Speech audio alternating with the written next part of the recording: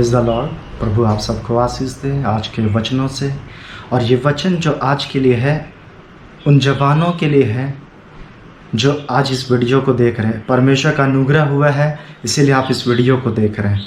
आज जवानों के लिए है ताकि इस पाप से बच सके। और बहुत ऐसे लोग हैं जो इस पाप में गिर रहे हैं और ये इसलिए हो रहा है क्योंकि वचन की बातें नहीं जानने के चलते, उन्हें सही शिक्षा सही वचन नहीं बताया गया है, इसीलिए वो कंफ्यूज रहते हैं कि हमें क्या करना चाहिए। वो परमेश्वर से वो पूछते भी हैं कि हमें क्या डिसीजन लेना चाहिए, प्रभु ये आपकी ओर से है कि नहीं है। लेकिन परमेश्वर के साथ उसका अच्छा संबंध नहीं होने के चलते साइन को नहीं पहचान पा रहे जो परमेश्वर उन्हें दिखा रहा है। तो मैं उनके लिए ये वीडियो बना रहा हूँ ताकि आप जानें और पहचान सके कि सच्चा प्रेम क्या है और आप कैसे जान सकते हैं कि यह जीवन साथी आपके लिए है।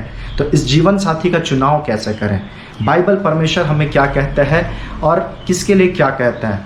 पहला बात, आपने जीवन साथी की बात सुना तो आदम और हव्वा, परमेश्वर एक लाइन वहाँ पे बताता है कि आदम से मेल खाता हुआ परमेश्वर ने हव्वा को तैयार किया।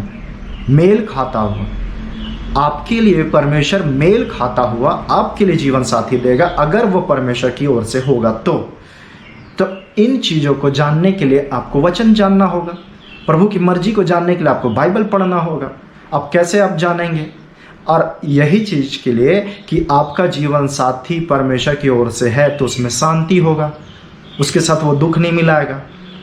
तो बहुत बार ऐसे ही लोग अपने फीलिंग में अपने इच्छा के अनुसार जीवन साथी का चुनाव करते हैं जो शुरू में तो बहुत मीठा लगता है लेकिन बाद में वो कड़वा सा लगता है और वो बाद में अच्छा नहीं लगता है।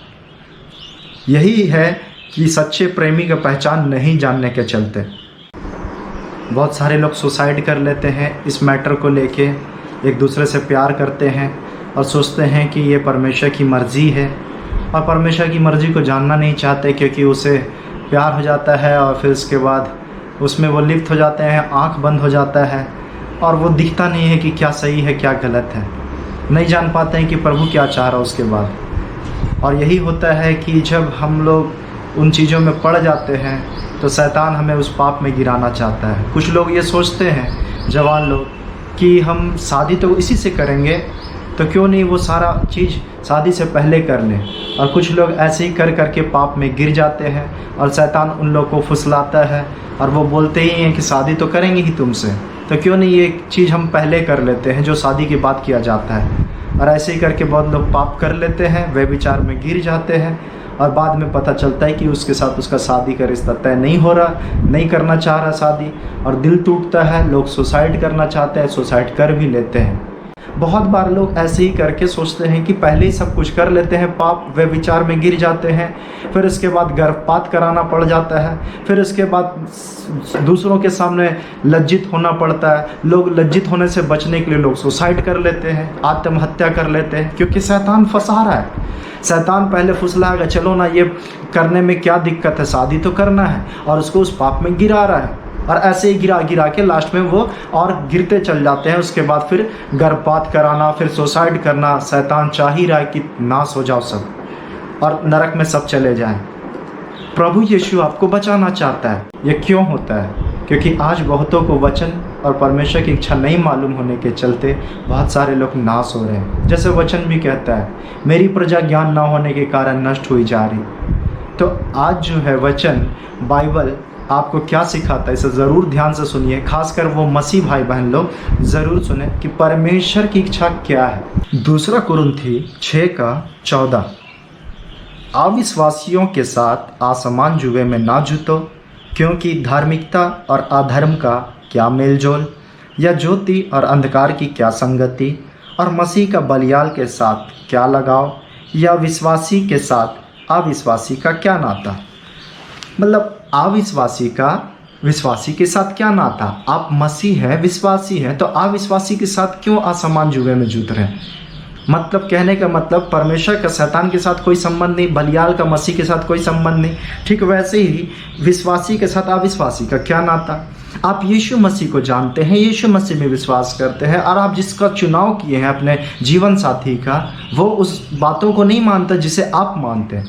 यीशु में आप विश्वास करते, वो नहीं करता, तो फिर तो प्रॉब्लम आएगा ही आएगा। क्योंकि आप ऐसा चुनाव किए हैं जो मैच नहीं कर रहा, प्लस माइनस है।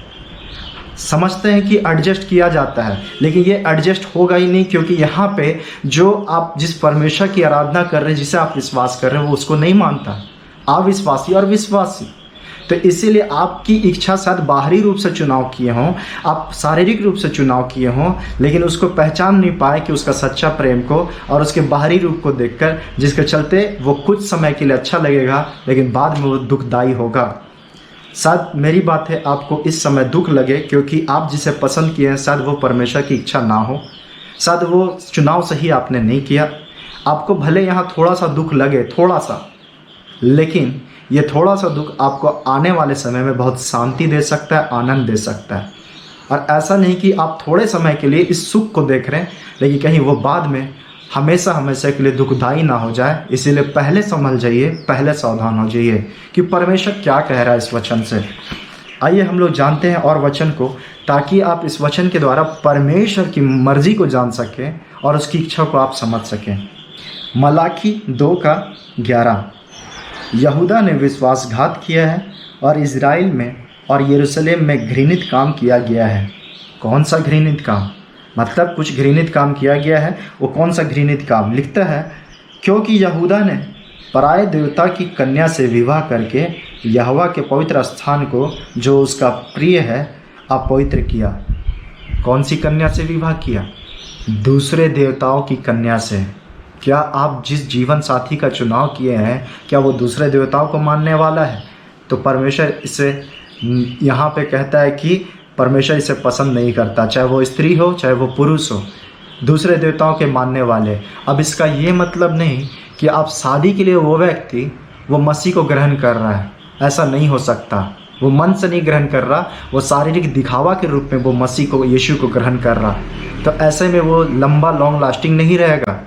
जो सच में पहले से यीशु मसीह को अपना जीवन सौंप चुका है, दे चुका है, वो पहले से केवल एक लड़की के लिए, एक लड़के के लिए नहीं, वो पहले से यीशु का अपना उद्धारकर्ता यीशु मान चुका है। आप उसी से विवाह करें, क्योंकि बाइबल आपने सुना कि विश्वासी का अविश्वासी से क्या नाता है। आप मसीह को मानते हैं और वो नहीं मानता है, तो आप सोच रहे कि उसको बदल देंगे। ये बहुत बड़ा मिस्टेक कर रहे हैं, क्योंकि आने वाले समय में बहुत कष्ट और तकलीफ आपके साथ बीतेगा। इसलिए अभी भी आपको लग रहा है कि वो सही नहीं है, तो पहले ही कदम आप पीछे हटा लीजिए। आप सोच रहे होंगे कि मंगनी हो गया, ये हो गया, आप कदम पीछे हटा लीजिए। मैं ये दुख देने के लिए नहीं कह रहा हूँ, मैं इसलिए कह रहा हूँ कि परमेश्वर की आशीष वहाँ नहीं उतरेगी, और परमेश्वर की ये इच्छा ही नहीं है, तो आप कैसे उस जीवन में आशीष पा सकेंगे? वहाँ पे कहीं से भी आशीष कोई जरिया नहीं है। आपको लग रहा होगा, क्योंकि बाइबल ये भी कहता है, तुम्हारे सोच में और मेरे सोच में ज़मीन आसमान का फ़र्क है। परमेश्वर जो सोचते हैं वो भले के लिए सोचते हैं, हर एक के लिए। इस वचन को आप जानेंगे तो सच में आपको पता चलेगा कि परमेश्वर की इच्छा क्या है। आपने जो सुना, ये परमेश्वर नहीं पसंद करता कि दूसरे देवताओं की कन्या से, कन्या हो या पुरुष हो, किसी से भी नहीं। आप मसीह हैं, मसीह लोगों में ही परमेश्वर चाहता है कि आपका विवाह हो। इजरा का पुस्तक 10:10। तब इजरा याजक खड़ा होकर उनसे कहने लगा, तुम लोगों ने विश्वासघात करके अन्य जाति स्त्रियां ब्याह ली, और इससे इज़राइल का दोष बढ़ गया है। समझे? मतलब दूसरे देवता की कन्या से विवाह करके इज़राइल का क्या हो चुका है? बाइबल कहता है उसका दोष इज़राइल का बढ़ चुका है। मतलब अगर वो ऐसा कोई विवाह कर रहे हैं तो उसका दोष, पाप बढ़ चुका है। इन चीज़ों से बचिए। और क्या कहता है वचन? यहोशू 23:12-13। क्योंकि यदि तुम किसी रीति यहोवा से फिरकर इन जातियों के बाकी लोगों से मिलने लगो जो तुम्हारे बीच बचे हुए रहते हैं, और इनसे ब्याह शादी करके इनके साथ समधियाना रिश्ता जोड़ो, तो निश्चय जान लो कि आगे को तुम्हारा परमेश्वर यहोवा इन जातियों को तुम्हारे सामने से नहीं निकालेगा, और ये तुम्हारे लिए जाल और फंदे और तुम्हारे पंजरों के लिए कोड़े और तुम्हारी आँखों में कांटे ठहरेंगी, और अंत में तुम इस अच्छी भूमि पर से जो तुम्हारे परमेश्वर ने तुम्हें दी है नष्ट हो जाओगे। तो फंदे में वो खुद फंस जाएगा और परमेश्वर उससे नहीं निकालेगा, लेकिन वो खुद उसमें फंसेगा और उसके ऊपर मुसीबत संकट सब स्टार्ट हो जाएगा। और परमेश्वर से वो दूर हो ही चुका है, तो वो चाहे कुछ भी करे, वहाँ शैतान उसके साथ ज़्यादा काम करेगा और उसे नुकसान पहुँचाते रहेगा। क्योंकि शैतान तब हमला करता है जब आप परमेश्वर से दूर रहते हैं और उसको आसान हो जाता है किसी को नुकसान पहुंचाने में। नहम्याह 13:27। तो क्या हम तुम्हारी सुनकर ऐसी बड़ी बुराई करें कि अन्य जाति की स्त्रियों से विवाह करके अपने परमेश्वर के विरुद्ध पाप करें? मतलब क्या हम ऐसा विवाह कर लें कि जो हम परमेश्वर के विरुद्ध वाला काम करें और पाप कर लें? ऐसा घोर पाप ना हो, ऐसा पाप ना करें। ठीक है, अगर मेरी बातें आपको दुख दे रहा, लेकिन इस दुख के द्वारा आपको बर्दाश्त नहीं हो पा रहा कि मैं ये बात कह रहा हूँ कि ऐसे बातें कह दिया वचन से, लेकिन इस बात को जानिए कि ये दुख थोड़े समय के लिए आपको लग रहा होगा कि जिसके साथ आपका बॉयफ्रेंड है, गर्लफ्रेंड है, आपसे शादी करना चाह रहे जो अन्य जाति से है, लेकिन ये आपका दुख लग रहा है। लेकिन सोच के देखिए, कहीं आने वाले समय में वो दुख कहीं हमेशा हमेशा वाला दुख ना हो या अनंत दुख ना हो। इसीलिए आप मेरी बातें ना माने, कोई दिक्कत नहीं, लेकिन जो परमेश्वर का वचन है कम से कम उसे मानिए, तो आपको अनंत जीवन मिल सकता है। आप उस नरक में जाने से, उस पाप में जाने से बच सकते हैं। परमेश्वर का क्रोध भड़केगा, उस जगह पे आशीष नहीं होगा। और इसीलिए बहुत सारे लोग पाप में गिर जाते हैं और अन्य जाति की स्त्री और पुरुष से विवाह करते हैं। परमेश्वर ये चीज़ पसंद करता ही नहीं। बहुत सारे लोग पूछते हैं कि प्रभु का मर्जी क्या है। तो आपने जो वचन से सुना, इस बातों से आप जान गए कि दूसरे देवताओं की कन्या या पुरुष से विवाह करने के लिए परमेश्वर मना करता है, क्योंकि परमेश्वर चाहता है कि तुम पवित्र बनो।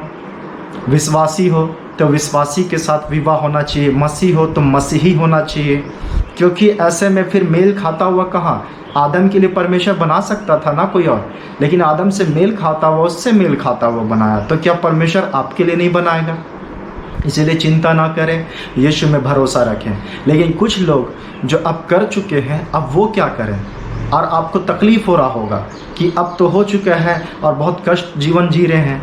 याद रखिए, आप बस परमेश्वर के सामने पछताव करके, पूरे रो के आंसू के साथ गिड़गिड़ा के जब अपने पापों का अंगीकार करके घुटनों में आएंगे, तो परमेश्वर आपके घर को भी बदलेगा। और आप जो पति और पत्नी दोनों यीशु मसीह में विश्वास में आइए। अगर अन्य जाति से विवाह हो चुका है तो कम से कम आप पछताव करके यीशु के पास आइए, ताकि प्रभु दया करे और इस आशीष आपके घर में पहुंच सके। तो इसीलिए जो कर चुके हैं तो उनको पछताव करना चाहिए और घुटनों में आके उस यीशु मसीह से माफ़ी मांग के उनके पास आके यीशु में पूरा विश्वास में आ जाना चाहिए।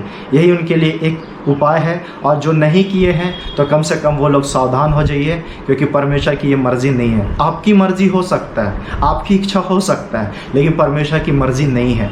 इसीलिए क्या परमेश्वर आपकी चिंता नहीं करता? क्या आपके लिए वो जोड़ा नहीं रखा है? आप विश्वास कीजिए, धीरज धरिए और इंतज़ार कीजिए, नम्र दीन बनिए। परमेश्वर उन लोगों पर ज़्यादा दया करता है और तरस खाता है और अनुग्रह करता है। मैं आशा करता हूँ, उम्मीद करता हूँ कि आप मेरी बातों को समझे होंगे कि हमें उन चीज़ों से बचना है जो प्रभु को पसंद नहीं है। मेरी बातें आप ना माने, लेकिन कम से कम उस परमेश्वर का वचन को तो मानिए जिसने कहा है। इन सारी वचनों से प्रभु आप सबको बहुत आयत की आशीष दे। Praise the Lord.